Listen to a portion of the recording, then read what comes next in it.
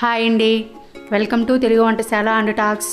ఈరోజు మనం కోకోనట్ కేక్ని ఎలా ప్రిపేర్ చేయాలో చూద్దాం. ప్రిపరేషన్ను స్టార్ట్ చేసే ముందు ఎవరైనా మన ఛానల్ని సబ్స్క్రైబ్ చేయకపోతే ప్లీజ్ సబ్స్క్రైబ్ మై ఛానల్. అలాగే మరిన్ని వీడియోల కోసం ప్రక్కనే ఉన్న బెల్ ఐకాన్ని క్లిక్ చేయండి. ఫస్ట్ మనం 3/4 కప్పు షుగర్ని తీసుకొని ఒక మిక్సీ జార్లో వేసి పౌడర్ లాగా గ్రైండ్ చేద్దాం.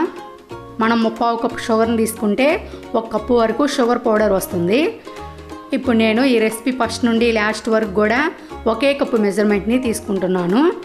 ఈ విధంగా షుగర్ పౌడర్ని తయారు చేసిన తర్వాత ఇప్పుడు ఇందులో 2 ఎగ్స్ని ఇలా బ్రేక్ చేసి వేయాలి. ఒకవేళ మీరు పెరుగును యూజ్ చేయదలుచుకుంటే ఈ ఎగ్స్ ప్లేస్లో 1/2 కప్పు పెరుగునైనా వేసుకోవచ్చు. తర్వాత ఇందులో 1/4 కప్పు ఆయిల్ వేయండి. ఈ ఆయిల్ ప్లేస్లో వెన్నను కానీ నెయ్యిని కానీ యూజ్ చేసుకోవచ్చు.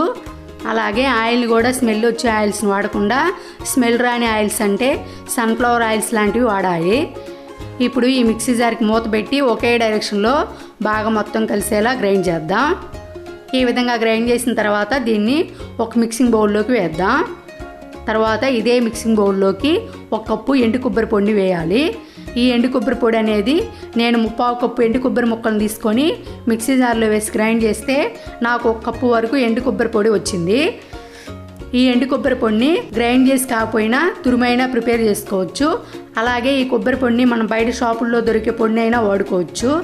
తరువాత ఇందులో 1 కప్పు మైదా పిండిని కొంచెం కొంచెంగా జల్లించి వేయండి. తర్వాత ఇందులో 1 tea spoon baking powder, 1/2 tea spoon baking సోడాని వేసి బాగా జల్లించండి. ఇలా జల్లించి వేయడం వలన ఏమైనా ఉండలు ఉంటే ఈ విధంగా సపరేట్ అవుతాయి. ఇప్పుడు ఒక విస్కర్ సాయంతో కట్ అండ్ ఫోల్డ్ పద్ధతిలో ఒకే డైరెక్షన్లో మొత్తం కలిసేలా ఒకసారి కలపాలి.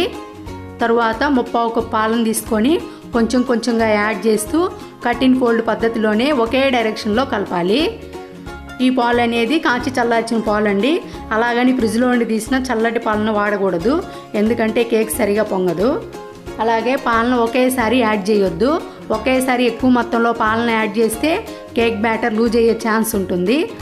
ఈ విధంగా మరీ తిక్కుగా కాకుండా మరీ లూజ్గా కాకుండా కేక్ బ్యాటర్ను ప్రిపేర్ చేసిన తర్వాత ఇందులో 1 టీ స్పూన్ వెనీలా ఎసెన్స్ని, కొద్దిగా టూటీ ఫ్రూటీలను, కొద్దిగా డ్రై ఫ్రూట్స్ని వేసి కట్ అండ్ ఫోల్డ్ పద్ధతిలోనే ఒకసారి మొత్తం కలిసేలా కలపాలి.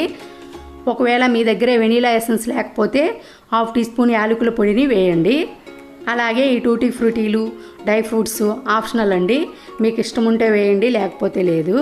తర్వాత కేక్ బౌల్ని కానీ లేదా మన ఇంట్లో ఉండే ఇలాంటి నార్మల్ బౌల్ని కానీ తీసుకొని కేకు గిన్నె అడుగు బాగాన అంటుకోకుండా లోపల అడుగు బాగాన ప్రక్కన సైడ్స్కి బ్రష్తో కానీ చేత్తో కానీ ఆయిల్ని అప్లై చేయాలి. తర్వాత ఇందులో 1 టీ స్పూన్ మైదా పిండిని కానీ గోధుమ పిండిని కానీ వేసి ఈవెన్గా స్ప్రెడ్ చేయాలి. ఈ విధంగా స్ప్రెడ్ చేసిన తర్వాత ఎక్స్ట్రా పిండిని రిమూవ్ చేయండి. ఇప్పుడు ఇందులో మనం ముందుగా ప్రిపేర్ చేసిన కేక్ బ్యాటర్ను వేయాలి. కేక్ బ్యాటర్ను వేసిన తర్వాత ఎయిర్ బబుల్స్ పోవడానికి బౌల్ని పైకి కిందకు టర్న్ చేయాలి. తర్వాత ఈ కేక్ బ్యాటర్ పైన కొంచెం టూటీ ఫ్రూటీలు, కొంచెం డ్రై ఫ్రూట్స్ వేయాలి. తర్వాత ఒక కుక్కర్ను కానీ మందపాటి గిన్నెను కానీ తీసుకొని 1 కేజీ వరకు విస్క్ని వేసి స్టవ్ మీద పెట్టి ఇసుక పైన ఏదైనా స్టాండ్ని పెట్టి కుక్కర్ మూతకున్న విజిల్స్ తీసేసి మూత పెట్టి గ్యాస్ని మీడియం ఫ్లేమ్లో పెట్టి ఒక 10 నిమిషాలు ప్రీ హీట్ చేయాలి. మీరు ఈ ప్లేస్లో సాల్ట్నైనా వాడుకోవచ్చు. ఇప్పుడు 10 మినిట్స్ ప్రీ హీట్ చేసిన తర్వాత మూత తీసి ఈ స్టాండ్ పైన కేక్ బౌల్ని జాగ్రత్తగా పెట్టి ఇప్పుడు కూడా కుక్కర్ మూతకున్న విజిల్స్ తీసేసి గ్యాస్ని సిమ్ టు మీడియం ఫ్లేమ్ మధ్యలో పెట్టి 40 నిమిషాల పాటు కుక్ చేయాలి. ఇప్పుడు 40 మినిట్స్ తర్వాత ఒక నైఫ్తో కానీ టూత్ పిక్తో కానీ కేక్ రెడీ అయిందో లేదో చెక్ చేయాలి. చెక్ చేసిన తర్వాత టూత్ పిక్ ఏమీ అంటుకోకుండా ఉంటే కేక్ రెడీ అయినట్లే. ఇప్పుడు స్టవ్ ఆఫ్ చేసి ఈ కేక్ బౌల్ని జాగ్రత్తగా బయటికి తీసి పూర్తిగా చల్లారేదాకా కదపకుండా అలాగే ఉంచాలి. ఇప్పుడు కొంచెం సేపటి తర్వాత కేక్ బాగా పూర్తిగా చల్లారింది. ఇప్పుడు ఈ కేక్ బౌల్కి ఉన్న ఎడ్జెస్ని నైఫ్తో ఈ విధంగా క్లియర్ చేయాలి. క్లియర్ చేసిన తర్వాత బౌల్ని రివర్స్ తిప్పి జస్ట్ ట్యాప్ చేస్తే మన కేక్ ఈజీగా ఊడి వస్తుంది. ఇప్పుడు మనకు ఎంతో టేస్టీగా కోకోనట్ కేక్ రెడీ అయింది. ఈ కోకోనట్ కేక్లో అక్కడక్కడ డ్రై ఫ్రూట్స్, టూటీ ఫ్రూటీలు, కొబ్బరి పొడి తగులుతూ చాలా బాగుంటుంది.